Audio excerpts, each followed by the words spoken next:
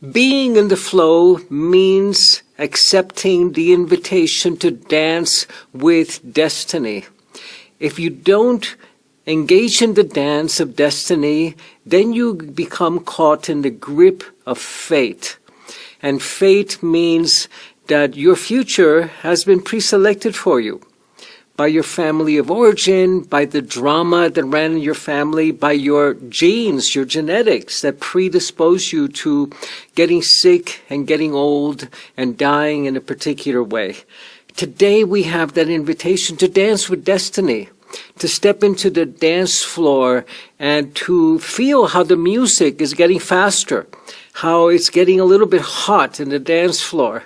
It's getting sweaty and you've got to keep your pace up because you're dancing on the dance floor of time. And today the times are heating up. There's war, there's famine, there's the threat of climate change. But for the destiny dancers, this is a time of the greatest opportunity in human history. We are on the threshold of possible extinction. But the dancers, the destiny dancers, know that we can shape and mold the destiny that each one of us steps into and that we step into as a humanity. And if we don't accept the invitation to become a destiny dancer, well, our fate then has been sealed.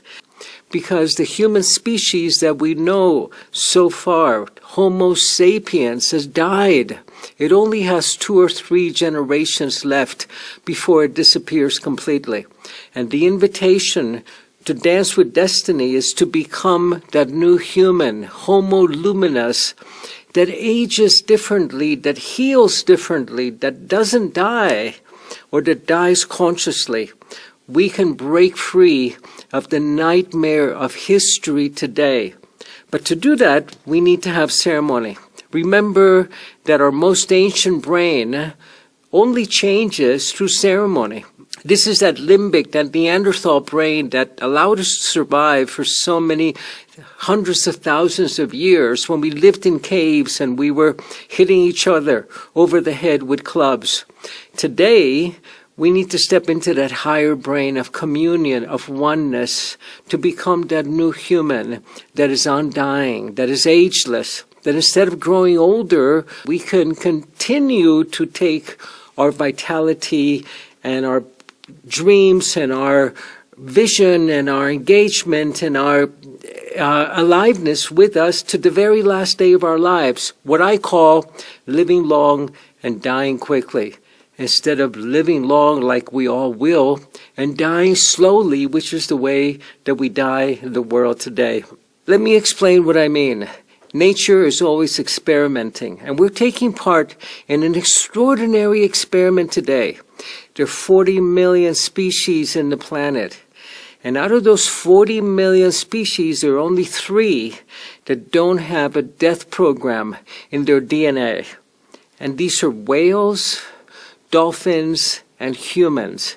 We don't have a death program. Out of those 40 million species, all of them, except for these 3, die as soon as the female is no longer reproductively viable. As soon as you cannot have babies, nature eliminates you. There are no grandmothers in nature. There's no menopause in nature, only in these 3 species. That the grandmother teaches the young, the orca grandmothers teach the young how to hunt and how to communicate across distances. Our grandmothers used to teach us the old stories, the wisdom stories. We're taking part in a tremendous, extraordinary experiment. This is what I call the experiment of n is equal to 1. N is the number of people in an experiment. And in this case, the number of people is 1. My experiment is called Alberto, and your experiment is you. How do you want to take part in this experiment in longevity that Mother Nature is inviting us to be participants in? I'm going to explain how we do that a little bit later. But remember that this is also a time of species extinction. We're living in the 6th great extinction event since the dawn of life in the planet. The one before this one was when a gigantic meteorite struck the Earth 65 million years ago and eliminated almost all life forms, including the dinosaurs. Today we're living in another extinction event, began around 15 years ago, and species are becoming extinct much more rapidly than in any of the previous extinction events. And the opportunity that we have during these times, when life is disappearing from the planet, when Mother Nature steps on the evolutionary accelerator, because this is a time when new species appear very rapidly, very suddenly, where we have the opportunity to become that new human that the shamans call homo luminous, not thinking humans any longer, homo sapiens, but homo luminous, luminous humans that are the stewards and the caretakers of the earth. Biologists call it quantum speciation, when species appear very, very rapidly, no longer in between generations, no longer our children and grandchildren only, but you and I, within generations. Evolution is now happening within generations. With you and I, we can take that quantum leap during our lifetimes. And I'm going to explain how we do that. We do it in 4 different levels, 4 different ways. But before we can become the new human, we have to let go of the old human. We have to allow that old Homo sapiens within us to die symbolically.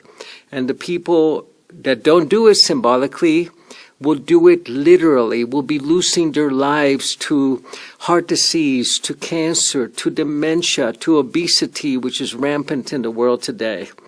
So I invite you to take that quantum leap, to become that new human.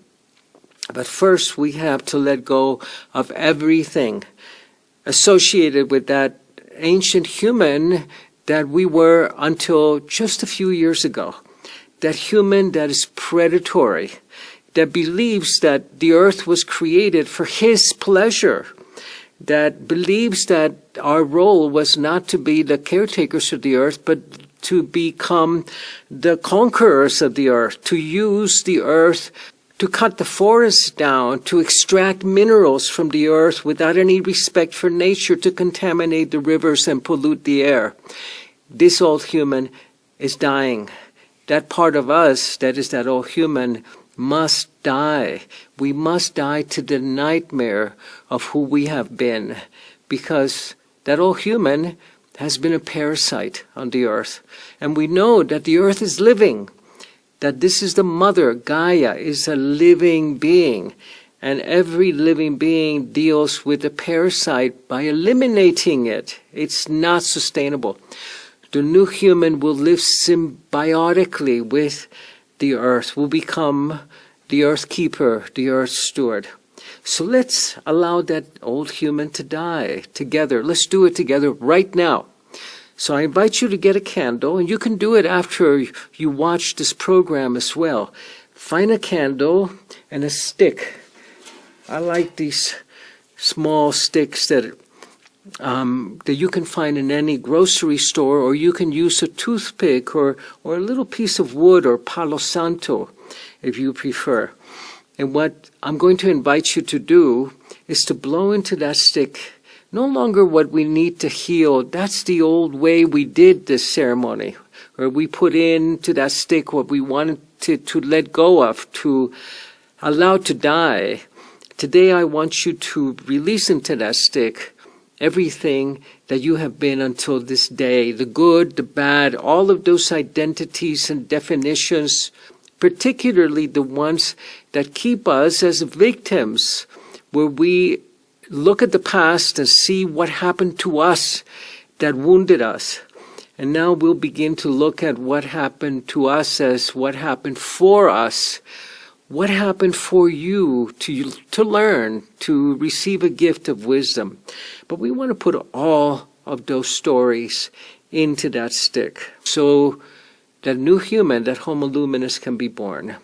And a little bit later in this program, I'm going to share with you the 4 ways that we facilitate the birth of that new human. But first, let's blow into this offering, this death arrow that the shamans call the nightmare of humanity until this day and the way it lives within us.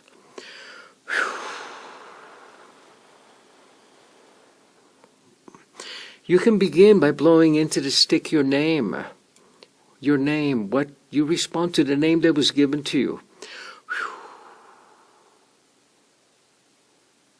And then all of your stories, the stories of your parents, of your family of origin, of that beloved that you lost, of that person that perhaps betrayed you, of that person that hurt you, all of those stories. That whole big bag of stories that we carry around with us, of those dark and terrible stories, and even the beautiful ones, because they become golden prisons for us.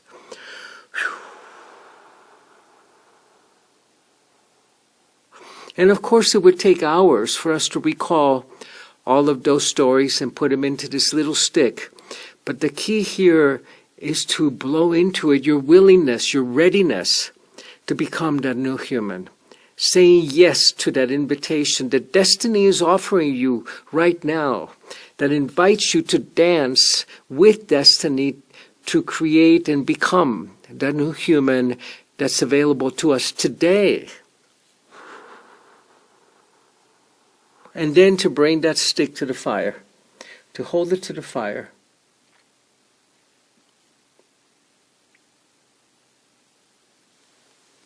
And as it burns, to pass it over your chakras, over your energy centers very, very carefully. Burning away the way those stories live within each one of your energy centers, within each one of your chakras. Very, very careful not to burn yourself. And primarily around your heart.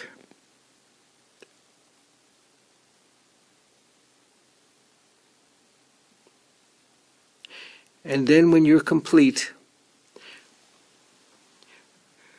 releasing that stick as it burns down completely. Releasing all of those old stories of who you have been, of what happened to you, of that terrible event that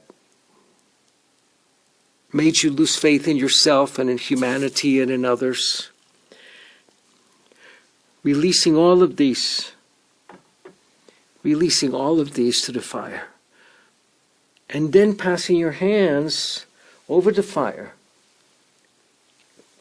Passing your hands over the fire and bringing that light to your heart center.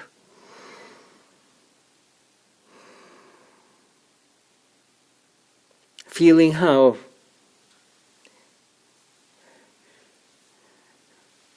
that invitation has been accepted. How we return back to the folds of the mother, of Gaia, as her child. Accepting that invitation to be part of that experiment that the Mother's conducting with each one of us today. Remember that our ancient brain needs ceremony in order to change. And this is humanity's most ancient ceremony. We sat around the fire for 1,000,000 years. And now we gather around the sacred fire again to accept that invitation to become that new human, that earth keeper, that homo luminous, that is no longer a parasite, that lives in symbiosis, in right relationship with nature, with ourselves, and with each other. And now that you've accepted this invitation, that you have chosen to dance with destiny and not to be blown around by the winds of change that are buffeting us, all of us today, now that you've chosen to become a dancer, you can take the steps that you need to do to grow a new body, to become that new human. And let me share with you what they are, but first let me tell you a story. Not too long ago, we took part in an expedition, a rafting expedition in a river And the guide said to us as we boarded our little rubber dinghy, said, we're going to be in some very, very calm, beautiful water. And I want you to enjoy the trees and the canyon walls. And then we're going to get to some rapids. And they're going to be big rapids, class 3, class 4 rapids, very big rapids. And when we get to the rapids, everybody needs to row. So I'm going to be saying, row left. And then you have to row left. And then when I say row right, you've got to row right. And then when I say stop, you've got to stop and enjoy the ride, even when we go through the rapids. And I asked, well, what happens if when you say row left, we don't row left? He says, we tip over. And we'll still go through the rapids, but we'll be very wet and maybe even a little bit beat up and bloodied. And you want to avoid that. So we are in this moment, in this dance with destiny, that we are approaching the rapids. We are actually in the rapids. The combination of all of the events happening in the world today with climate, with food, with social injustice, with so many of these themes that are exploding today. We're in the rapids. And we've got to row left. When the time comes to row left, row right, and then hold on to your paddle as we glide through the rapids back into quiet water again. The waters have become turbulent, and we can't assume that we're going to be able to continue looking at the landscape without doing our part. And our part has to do with releasing the way that this ancient parasitic human has existed for the last 10,000 years. So we want to release that to the fire. Repeat the ceremony with yourself, with your loved ones, with your friends, so that we can release that old human that has become extinct already. Before nature comes and strips us away from those old belief structures and does it in a way that is unpleasant. We want to do it symbolically so it doesn't happen to us literally. And then we can take part in that experiment in growing that new human. And there are 4 levels that we do it through. I'm going to share with you what they are.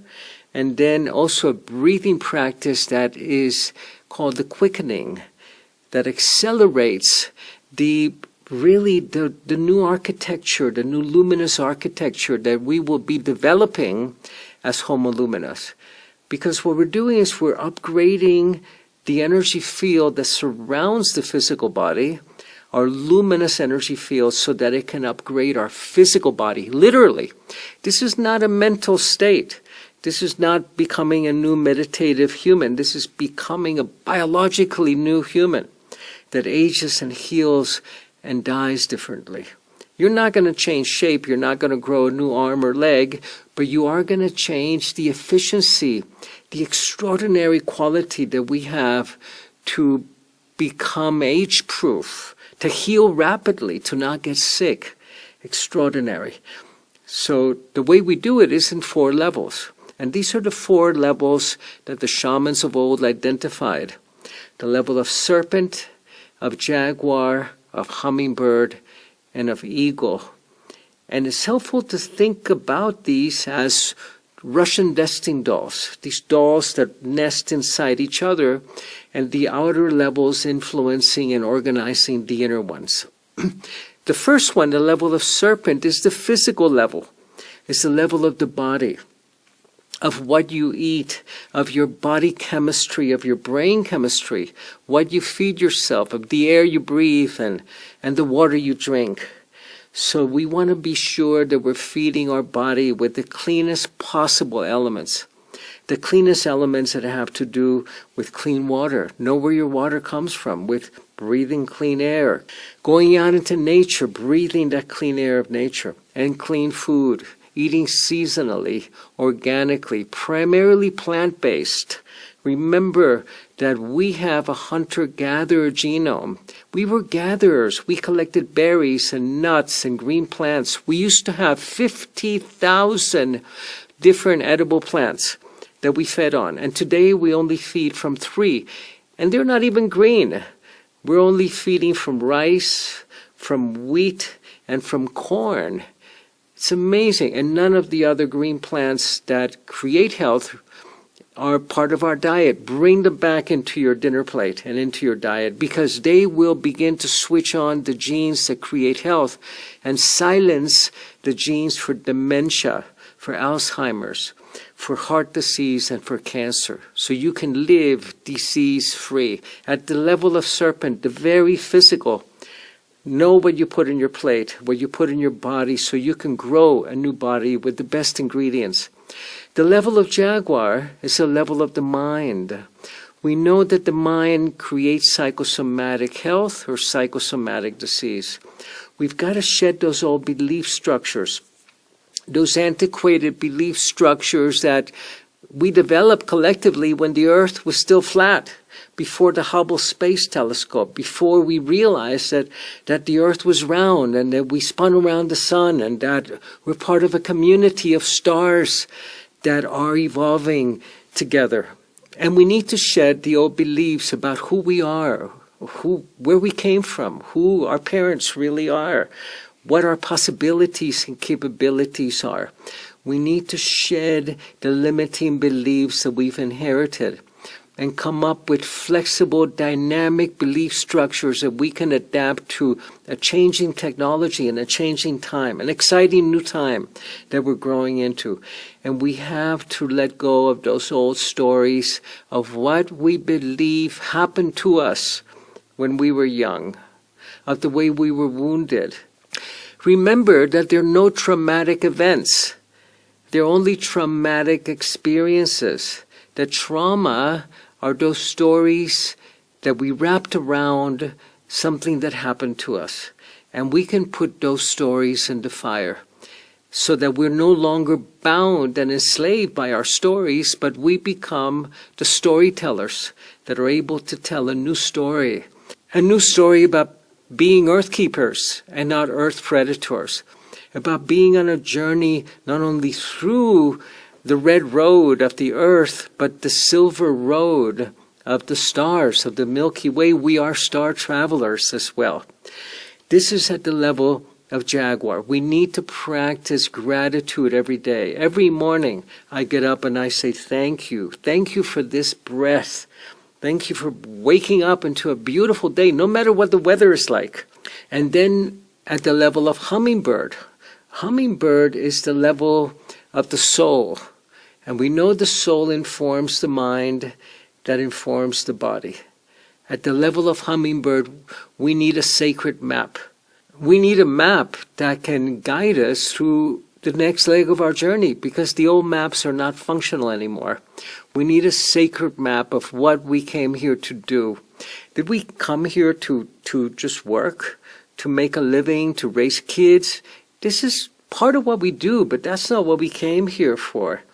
We came here to have an extraordinary adventure and to help the earth go through this time of crisis and transition that we're in the midst of.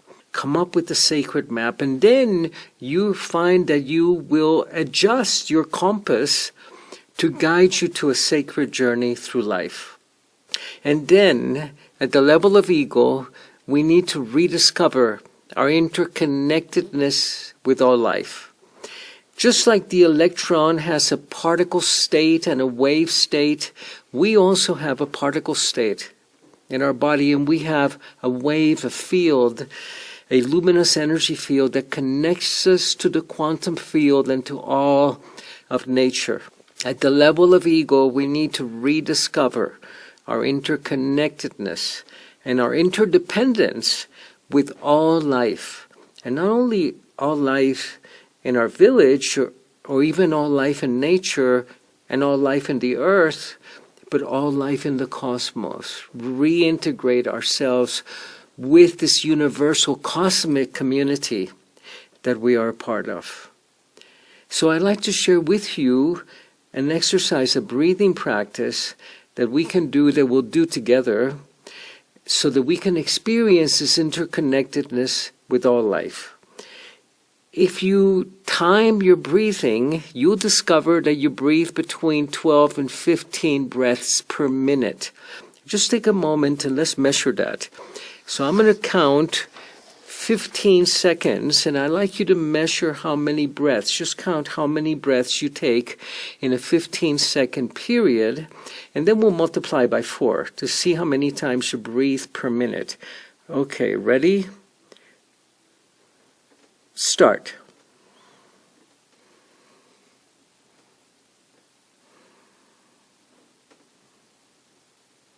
Five more seconds.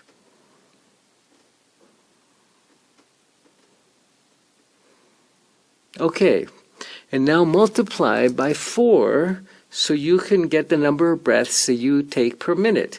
And you find that it's between 12 and 16 breaths that most people take per minute. This is a very rapid breathing of being in the hamster wheel, of being in the fight or flight system, of being hyper excited, of checking our emails, of getting likes in our Facebook page, of being completely hyper-tuned. To step into this level of hummingbird and eagle, the high levels, the levels associated with our higher brain, we need to reduce our breathing rate. We need to lower our breathing to 2 to 3 breaths per minute. This is that breathing that you take when you are in the middle of the rapid and you don't need to be paddling. And you can enjoy the whitewater and the canyon walls without going into hyperdrive. So let's do that together.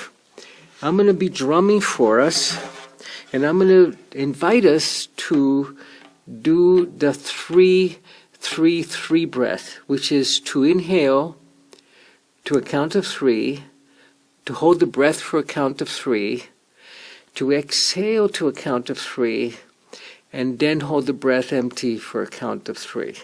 So many of us have done this breathing together before. Another variation, which is to reset our fight or flight system, but this 3-3-3 breath is actually what we need to do to find that place of deep quiet and stillness to become this new human, to quicken our incubation period to become this new human. So first, let's take a deep breath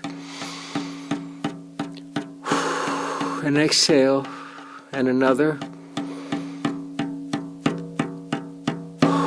and exhale, and now inhale to a count of 3. 1, 2, 3, hold to 3, 2, 3, exhale to 3, 2, 3, and empty to 3, 2, 3, inhale to 3, 1, 2, 3, hold to 3, 2, 3, exhale to 3, 1, 2, 3, empty to 3, 1, 2, 3, inhale to 3, 1, 2, 3, hold to 3, 1, 2, 3, exhale to 3, 1, 2, 3, empty to 3, 2, 3, inhale to 3,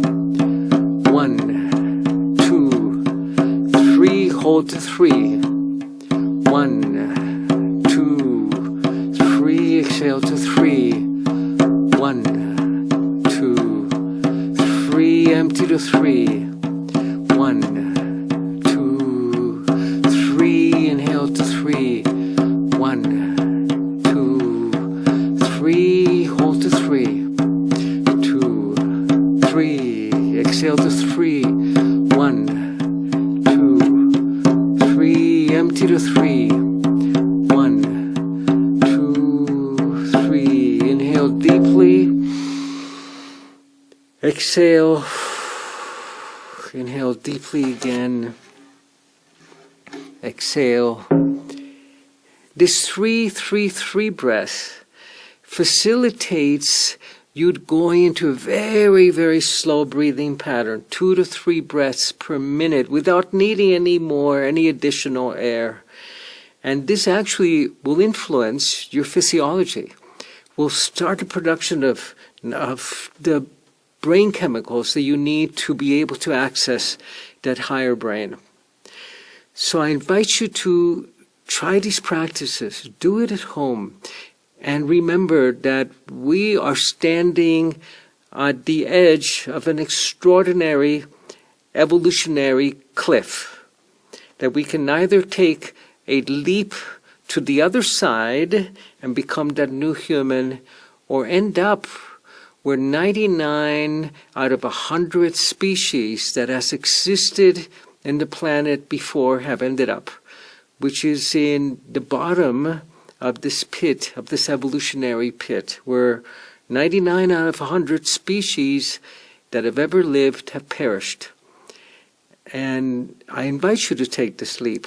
This is the time that we've been waiting for as shamans, as medicine men and women, the time that we can become that new human that will become the earth keepers, stewards of the mother, of the garden that we were offered by the Great Spirit. Take that leap today. Destiny is waiting for you.